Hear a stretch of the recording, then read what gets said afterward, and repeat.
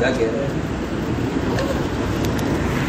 میرے کہا کا مقصد ہے ہم امت کی تمام صلاحیتوں کو اقامت دین کے لیے استعمال کرنا چاہتے ہیں. یہ تشکیل کا موضوع ہے. یہ انتہائی نقصان کی بات ہے کہ آپ کسی ملازم یا کسی تاجر یا دنیا کے کسی بھی شعبے میں، چاہے وہ شعبہ دین ہو یا دنیا ہو، اگر آپ اس سے باعتبار امت کے فکر مند نہیں کر رہے ہیں اور اس سے آپ وقت کا مطالبہ نہیں کر رہے ہیں، تو میں سمجھتا ہوں کہ آپ ایک دین کے کو نقصان پہنچانے کا ایک سبب اختیار کیے ہوئے ہیں.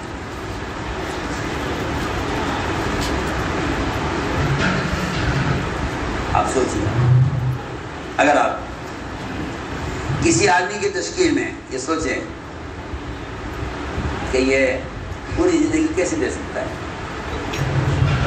پوری زندگی کیسے دے سکتا ہے، اس کا معاش بھی ہے، اس کے گھر والے بھی ہیں، اس کی ضروریات بھی ہیں، اس کی ملازمت بھی ہے، اس کی تجارت بھی ہے، تو میں سمجھتا ہوں کہ پھر آپ ہجرت کی ایک قسم کا انکار کر رہے ہیں. ہجرت کی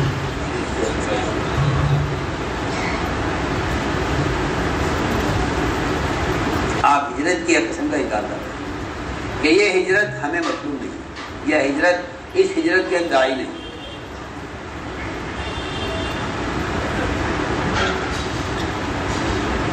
دین کے کسی تقاضے پر مسلمان کی دنیاوی مشغولی سے متاثر ہونا دین کو نقصان پہنچانا ہے.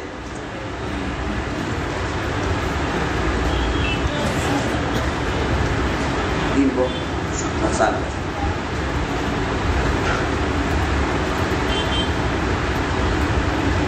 ہجرت کا تشکیل کا مطلب یہ ہے کہ آپ کسی آدمی کے اس کی دنیاوی مشغولی سے متاثر نہ ہوں.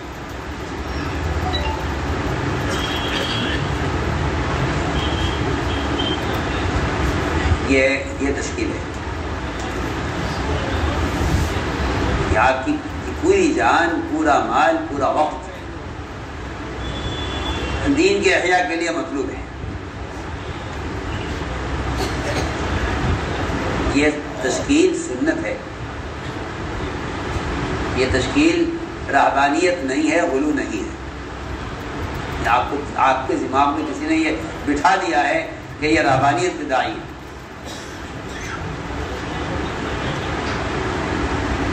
نعوذ باللہ. آپ صلی اللہ علیہ وسلم آپ تو خود فرما رہے ہیں کہ اسلام میں رہبانیت نہیں ہے. آپ یہ بھی کہہ رہے اسلام میں رہبانیت نہیں، آپ یہ بھی کہہ رہے کہ جہاد ہی رہبانیت ہے. سوچیے، آپ یہ بھی کہہ رہے اسلام میں رہبانیت نہیں ہے. نعوذ باللہ. آپ کا کلام متضاد ہو سکتا ہے. آپ یہ بھی کہہ رہے ہیں لا رہبانیت اسلام، اور یہ بھی کہہ رہے ہیں کہ میری امت کی رہبانیت اللہ کے راستے کا جہاد. سوچیے، اسلام میں رہبانیت نہیں ہے لیکن جہاد افضل رہبانیت ہے. یہ میری امت کی رہبانیت ہے. تو آپ کو معلوم ہونا چاہیے پچھلی امت کی رہبانیت کون نے سنبھالنا تھا. اس امت کی رہبانیت امت سے اختلاط کرنا ہے، مجاز کرنا ہے کہ تشکیل کیا ہے، تشکیل کا سنت طریقہ کیا ہے، تشکیل کا سنت طریقہ کیا ہے، تشکیل کا سنت طریقہ کیا ہے. اور آپ صلی اللہ علیہ وسلم ایک نئے آدمی کی، یہاں تو اب عجیب و غریب مزاج بن گیا ہے کہ بھئی یہ نئے آدمی اسے 3 دن کی بات کرنا ہے. یہ نیا آدمی، مجھے آپ بتائیے، اگر آپ کی دکان پر کوئی گاہک پہلی مرتبہ آئے تو کیا آپ اسے 100 روپے کی چیز 50 روپے میں دیتے ہیں؟ بولیے. دنیا کے معاملے میں آپ اس بات کو ماننے کو تیار نہیں ہے، کہتے ہیں زیادتی ہے اور میں فقیر ہو جاؤں گا. یہ کیسے ہو سکتا ہے کہ میں 100 روپے کی 50 روپے دے دوں؟ حالانکہ یہ گاہک آپ کی دکان پر پہلی بار آئے. آپ بتا دیجیے کوئی تاجر ہو ایسا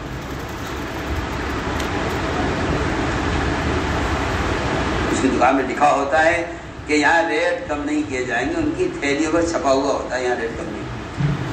اس کمینی دنیا کے ساتھ مسلمان کا یہ فیصلہ ہے۔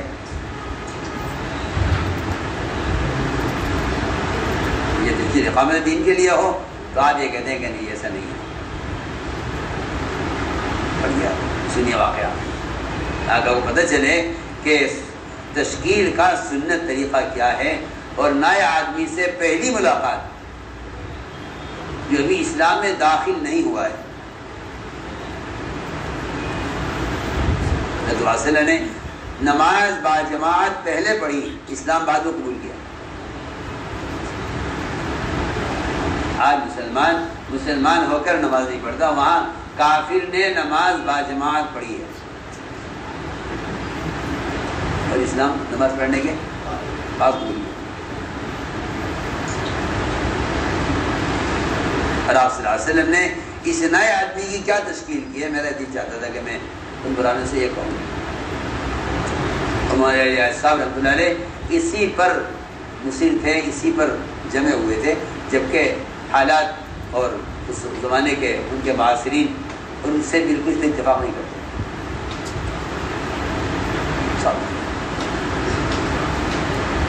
حضرت نے کراچی جماعت بھیجی، مولانا الیاس صاحب،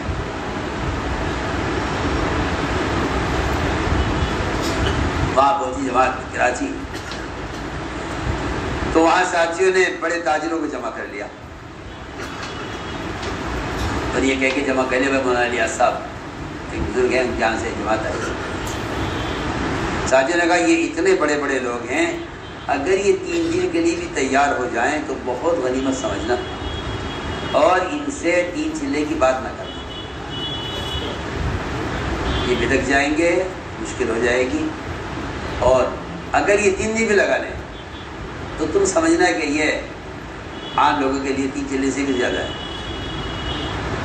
مولانا الیاس صاحب کی ہدایات کا اس زمانے کے لوگ اتنا اہتمام کرتے تھے، انہوں نے کہا کہ ہم 3 چلے سے کم کی بات نہیں کریں گے، 4 مہینے ان سے نقد لیں گے۔ انہوں نے کہا جی پھر تو مشکل ہو جائے گی، ہماری تو ذہنی ایک آدمی سے، تو انہوں نے کہا یہ پڑی تمہاری کراچی، ہم واپس جا رہے ہیں، ابھی واپس کراچی واپس جا کے ہمارے ریاست صاحب سے کہیں گے وہاں ہم سے یہ کہا گیا ہے، ہمیں نہیں کرنا کہا۔ ساتھی گھبرا گئے بہت، میں نے کہا نہیں آپ ایسے تو نہ کریں، واپس تو نہ جائیں، لیکن آپ جماعت کی تشکیل 3 دن کی کر لیں، اس سے زیادہ کا مطالبہ نہ کریں۔ ان میں ایک بھی 10 دن کو تیار نہیں ہوگا، آپ 3 چلے کی بات کر رہے ہیں، پتہ نہیں کیا بات ہے۔ ہم ان کی خوشامد کریں گے دن میں، رات میں اللہ کی خوشامد کریں گے۔ صبح جب بیٹھے جماعت کے ساتھ تو وہ تاجروں کی پہلی جماعت تھی جو کراچی سے 4 مہینے گئی۔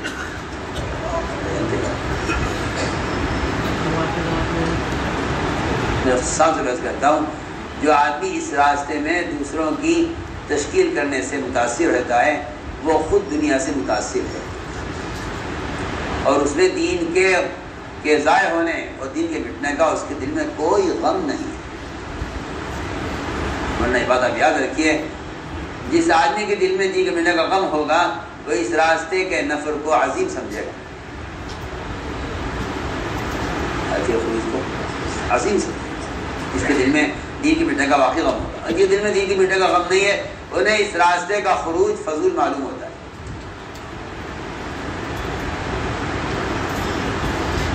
دیکھو حضور اکرم صلی اللہ علیہ وسلم نے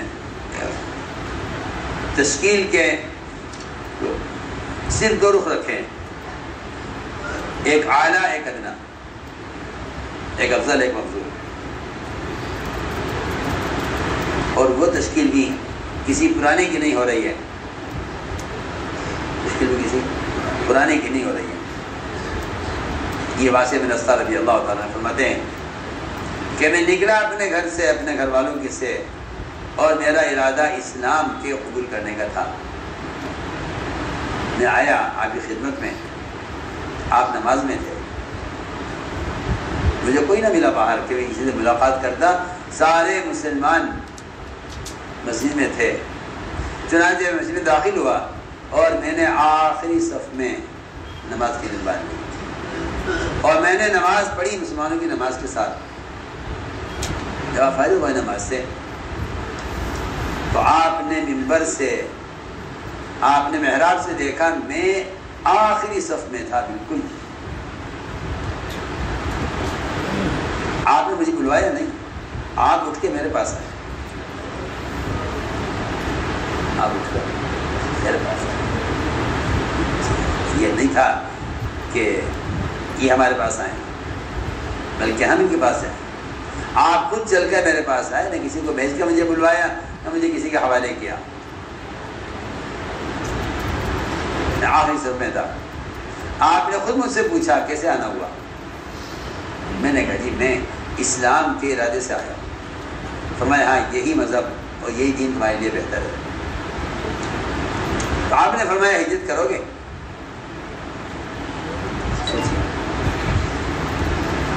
کلمے کی، نماز کی، اسلام کی، دین کی کوئی بات ہوتی؟ کوئی بات نہیں۔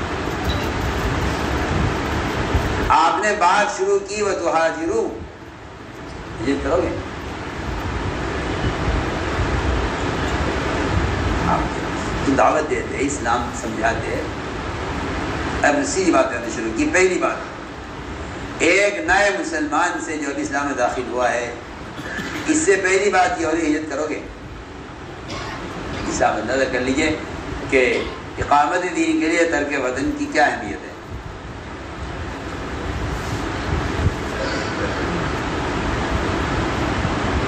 میں نے کہا جی ہاں میں ہجرت کروں گا۔ دیکھیے آپ ایک نئے آدمی کو آپ پہلی ملاقات میں آپ اس کو ہجرت کے لیے تیار کر رہے ہیں۔ میں نے کہا جی ہاں میں ہجرت کروں گا۔ اور جو فرمایا کون سی ہجرت کرو گے؟ بادی کرو گے، باتی کرو گے؟ مجھے بیچارے کو کیا معلوم، مجھے بیچارے کیا معلوم باتی کیا ہے، بادی کیا ہے؟ اس لیے کہ یہ نبوت کا یہ ایک تعلیم کا یہ ایک اسلوب ہے کہ اس طرح بات پیش کرو کہ سننے والے کے اندر اس کے مطلب کی طلب پیدا ہو۔ پوچھے وہ کیا ہے؟ آپ یہ کہتے ہی نہیں سوچ کر کے یہ تو بیچارہ کسی کیا اس کی کہاں یہ سطح ہے، کہاں اس کی سطح ہے، سے بات کی جائے۔ آپ نے اس نے کہا، آپ نے فرمایا کہ کون سی کرو گے ہجرت، بادی یا باتی؟ نہیں یہ کیا ہوتا ہے؟ پوچھا اس نے کہ یہ بتائیے کہ ان میں سے بہتر کون سی ہے؟ تو آپ نے فرمایا کہ ہجرت باتی بہتر ہے۔ ہجرت باتی یہ ہے کہ تم ہمارے ساتھ رہو۔ میں اس کی وجہ بتاتا ہوں۔ تم ہمارے ساتھ رہو، اسے عملہ بنانا کہتے ہیں۔ اس کو عملہ بنانا اسے کہتے ہیں، تم ساتھ رہو۔ لیکن جو لوگ ساتھ نہیں رہتے وہ تقاضے پورے نہیں کر سکتے۔ وہ کسی آواز پر یا کسی اجتماع پر یا کسی تقاضے پر تو آ جائیں گے۔ میں کہا کرتا ہوں کہ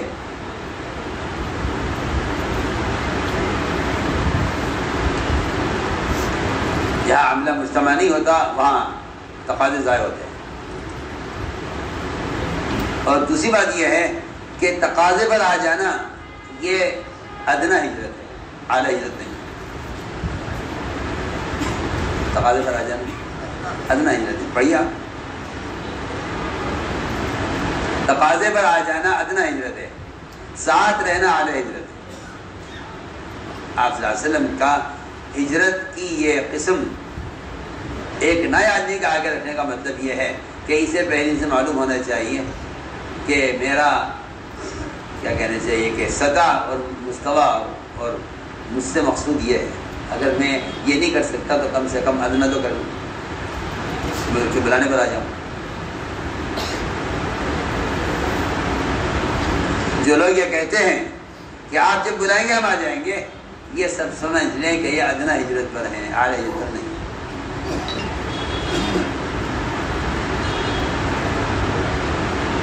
عملہ وہ ہے جو ساتھ رہے، عملہ وہ ہے جو ساتھ رہے مستقل. لیرین الحلائم منہا، اس کا مطلب ہی یہی تھا کہ دعوت کے تقاضے ایسے اچانک آئیں گے جیسے امام کو کوئی حادث پیش آ جائے. امام کو کوئی حادث پیش آ جائے اور فوراً پیچھے نماز کو سنبھال لے اتنا جلدی.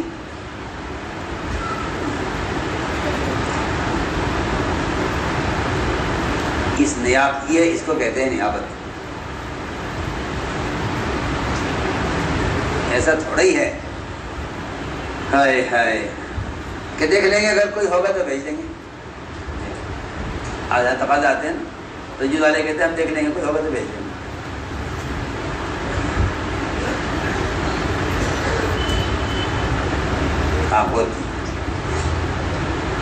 جو لوگ بلانے سے آ رہے ہیں وہ سمجھ لیں کہ وہ ادنیٰ ہجرت پر ہیں، اعلیٰ ہجرت پر نہیں. کیونکہ بلانے پر نہ آنا یہ تو ان کا تو کوئی شمار ہی نہیں ہے، یہ تو کسی شمار میں ہی نہیں ہے. بلانے پر نہ آنا یہ تو کسی شمار میں نہیں ہے. بلانے پر فوراً آ جانے والے وہ ادنیٰ ہجرت پر ہے، اعلیٰ پر نہیں. اعلیٰ ہجرت والے وہ ہیں جو ساتھ رہیں، ادنیٰ ہجرت والے وہ ہیں جو بلانے پر آ جائیں. آپ نے فرمایا یہ بات یہ ہے کہ تم ہمارے ساتھ جم کر رہو، اور بات یہ ہے کہ تمہارے پاس آ کر دین سیکھ کر اپنے گاؤں چلے جاؤ، اور وہاں تم اطاعت کے ساتھ ہر حال میں تنگی ہو فراخی ہو، دل چاہے یا نہ چاہے، جب بلائیں تب آ جاؤ. یہ ادنیٰ ہجرت ہے کہ تم دین سیکھ کر چلے جاؤ اپنے علاقے میں اور وہاں رہو، اور وہاں اللہ کے رسول کی اطاعت کے ساتھ رہو، تنگی فراخی میں ہر حال میں اللہ کے احکام پورے کرو، اور ہم تمہیں جب بلائیں جب آ جاؤ.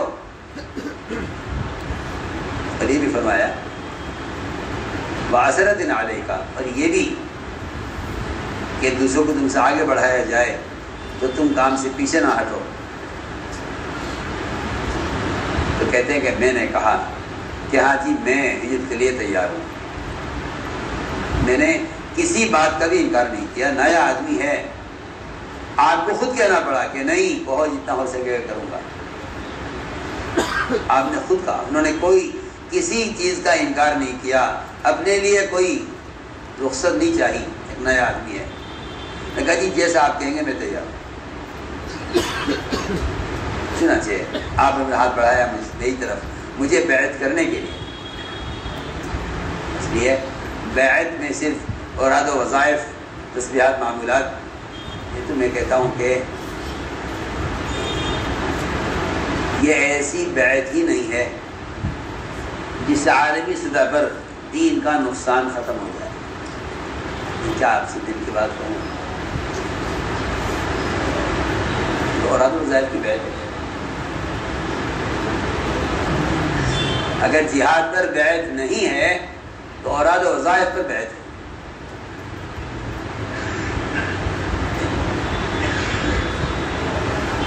گناہوں سے باز آنے پر بیعت ہے. حالانکہ گناہ سے باز آنے سے گناہ کا ماحول ختم نہیں ہوتا. گناہ سے آپ بن جائیے بھائی. آپ کی ولایت سے گناہ کا ماحول ختم نہیں ہوگا. گناہ کے ماحول ختم ہونے کے لیے اصل جہاد پر بیعت ہے.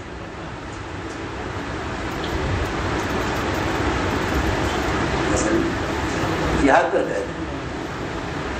لیکن بات پر بیعت، اس پر بیعت کرو کہ تم موت تک جہاد نہیں چھوڑو گے، یعنی دین کی محنت نہیں چھوڑو گے. اس پر بیعت ہے.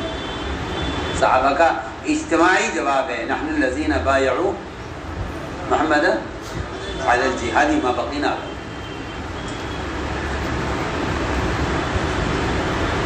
جو لوگ بیچارے نہیں سمجھتے وہ سمجھتے ہیں شاید یہ بیعت قتال پر ہو رہی ہے.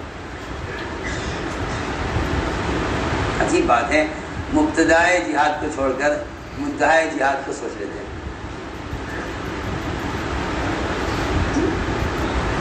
سمجھے؟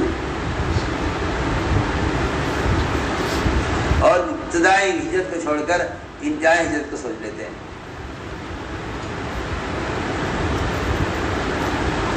آپ نے فرمایا جب میں نے کسی بات کا انکار نہیں کیا تو میں کہ جتنا ہو سکے اتنا کرنا. میں نے کہا جی جہاں تک ہو سکے کروں. چنانچہ آپ صلی اللہ علیہ وسلم نے میرا ہاتھ میں لے کر مجھے بیعت فرمایا. ایک روایت میں ہے عیاص بن سلمہ بن اقوا کہتے ہیں، واپسی والے سنیں، جبھی آئے قبیلہ اسلم آپ کی خدمت میں تو یہ بیمار ہو گئے. ان کو مدینے کی آب و ہوا موافق نہیں آئی. اب میں اے اسلم تو اپنے گاؤں چلے جاؤ. اس لیے چلے جاؤ کہ صحت یاب ہو جاؤ گے، ٹھیک ہو جاؤ گے، تمہارا کھانا پینا معمول پر آ جائے گا، واپس آ جاؤ. علاج کے لیے صرف وقتی طور پر آپ نے ان کو جانے کا حکم فرمایا تو لوگوں نے کہا یا رسول اللہ ہم مرتد ہونا نہیں چاہتے. ہم کیا ستا ہوگی آپ کو؟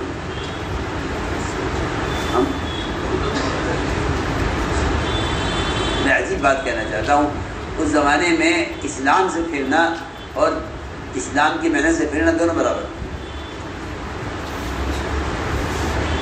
اس لیے عجیب حدیث ہے کہ جس کا ابتدائی حصہ تو جہاد ہے اور اس کا لفظ کا آخری لفظ دین ہے.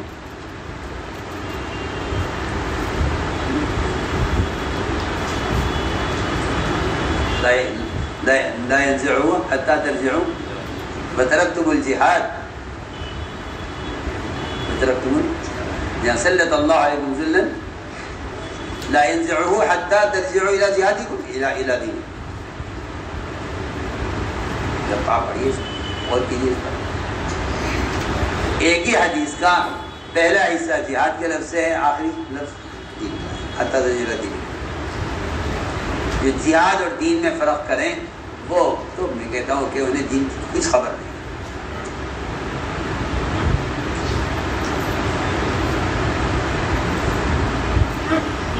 عبداللہ بن عمر کے پاس آئے کچھ لوگ، آ کر کہا کہ ہم آپ سے ایک بات پوچھنے کے لیے آئے ہیں، آپ بتائیے اس کے بارے میں آپ کیا کہتے ہیں.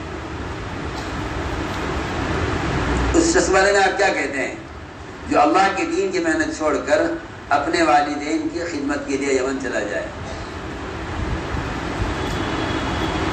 تو سمجھ گیا وہ کہ کوئی بات ہے اندر. تو فرمایا پہلے تم بتلاؤ تم کیا کہتے ہو. کہ جی ہم تو یہ کہتے ہیں کہ ایسا آدمی جو دین کی محنت چھوڑ کر یمن چلا گیا اپنے والدین کی خدمت کرنے کے لیے وہ اسلام سے مرتد ہو گیا.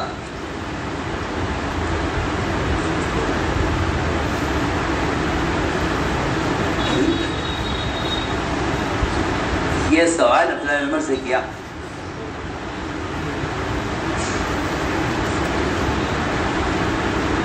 انہوں نے کہا ہاں علی گنج کی بات فرمانے لگے نہیں ایسا نہیں ہے، ایسا نہیں ہے.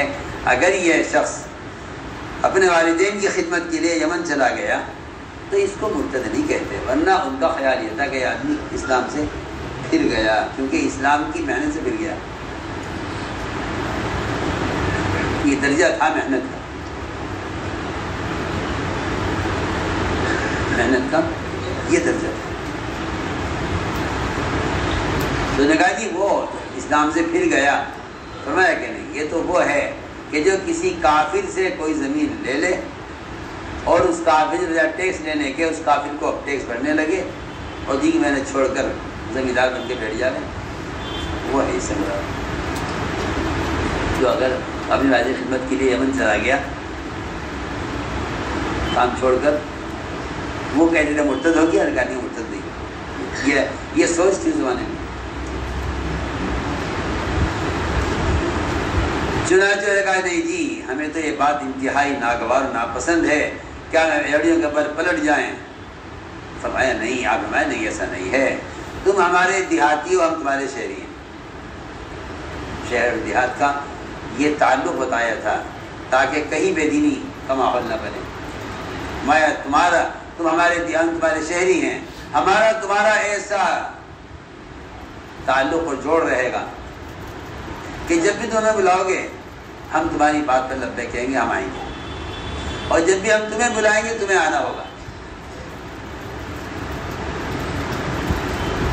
جب بھی تمہیں بلائیں گے تمہیں آنا ہوگا، جب بھی تمہیں بلاؤ گے ہم حاضر ہو جائیں گے۔ فرمایا کہ تم ہمارے دیہاتی ہو، ہم تمہارے شہری ہیں، اور فرمایا کہ تم جہاں بھی رہو دین کی محنت کے ساتھ تم مہاجر کہلاؤ گے۔